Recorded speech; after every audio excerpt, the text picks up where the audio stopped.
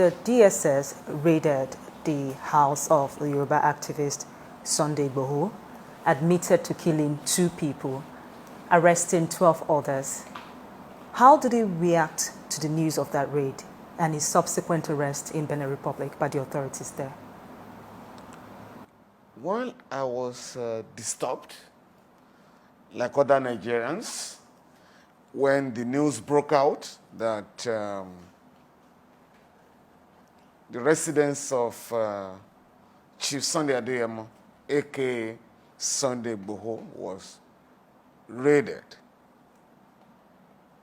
And mark the use of the word raided by the State Security Service. I was more disturbed as a Nigerian, or as a Nigerian human rights lawyer, having consistently drawn the attention of the government and security forces to the relevant provisions of the Constitution, the African Charter on Human and People's Rights, and the Administration of Criminal Justice Act, and other laws that have provided or that have made provision, adequate provisions for the treatment of criminal suspects and other citizens in this country.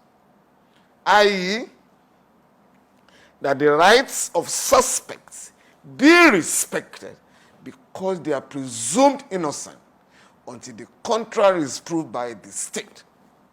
Therefore, the question of invading the homes of citizens at night, waking up everybody in the neighborhood,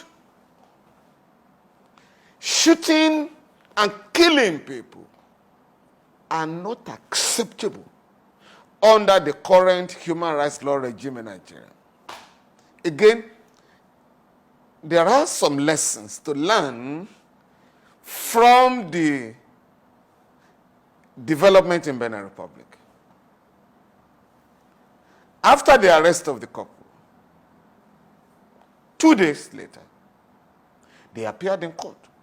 And the court found out and came to the conclusion that the wife committed no offense and that no request has been made for the arrest of the wife by Nigeria. And so, she's been released. The court ordered her immediate release from detention.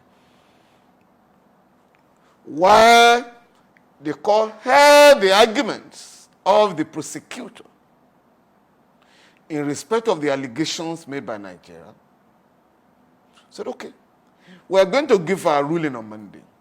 Why I'm saying that we have some lessons to learn from the development in that country is that Benin Republic has said, we are going to go through the gamut of our criminal legal system. We're not going to release Igboho at the mere request of Nigeria.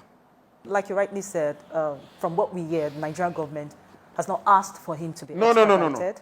So no, Nigerian government has asked outside the ambit of the law. Yes, but the law requires detailed.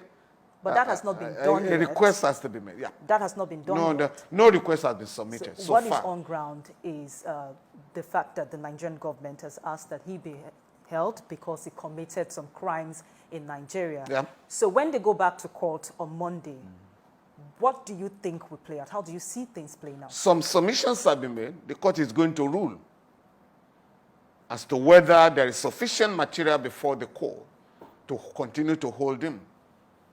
Because under the ECOWAS Convention, I'm aware that a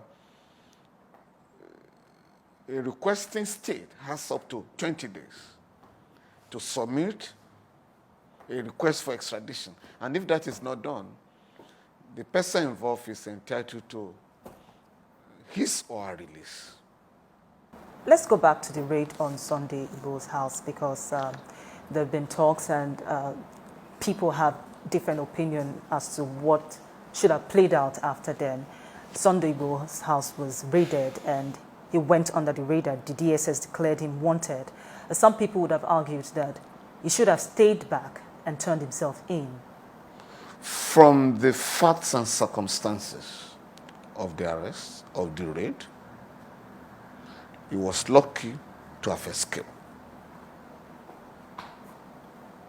if 2 other people were killed who were not accused of any offense, he might have been killed because he was the primary target. Haven't escaped in such a violent attack on his house. Yes, the State Security Service asked him to or claimed to have declared him wanted. Again, was that in accordance with the law? And the question that Nigerians are not asking is, who has the power in Nigeria to arrest criminal suspects alleged to be in possession of arms and ammunition, alleged to be involved in treasonable felony, and so on and so forth? It is the police. The State Security Service has no power under the law. Under the law. Sunday Igboho had again and again proclaimed his innocence. He said he was standing up for his people who were being attacked, raped, and sometimes killed. Were his methods legal? Did he break any law? I am not in a position to express an opinion on the charges against him. It will not be fair, to be prejudicial, really, to his right to fair hearing. Right? I personally had cause to express disagreement with his method openly. I disagree with him when he gave a quick notice to the Fulani people to leave the Southwest. I disagreed with him through your medium. So that was the basis of my disagreement. But notwithstanding my reservations with respect to his method, right, I have a duty to ensure that the government, which owes a greater responsibility to the people, does not engage in the violations of his fundamental rights to liberty, to fair hearing, and so on and so forth. So let's move on to another story that was a big story, still a big story in Nigeria, the arrest of the leader of IPOB, Nnamdi Kanu. The federal government called it a joint effort. The arrest was made possible as a result of joint effort with security operatives, but his lawyer called it an extraordinary rendition. What do you call it? What I call it is irrelevant.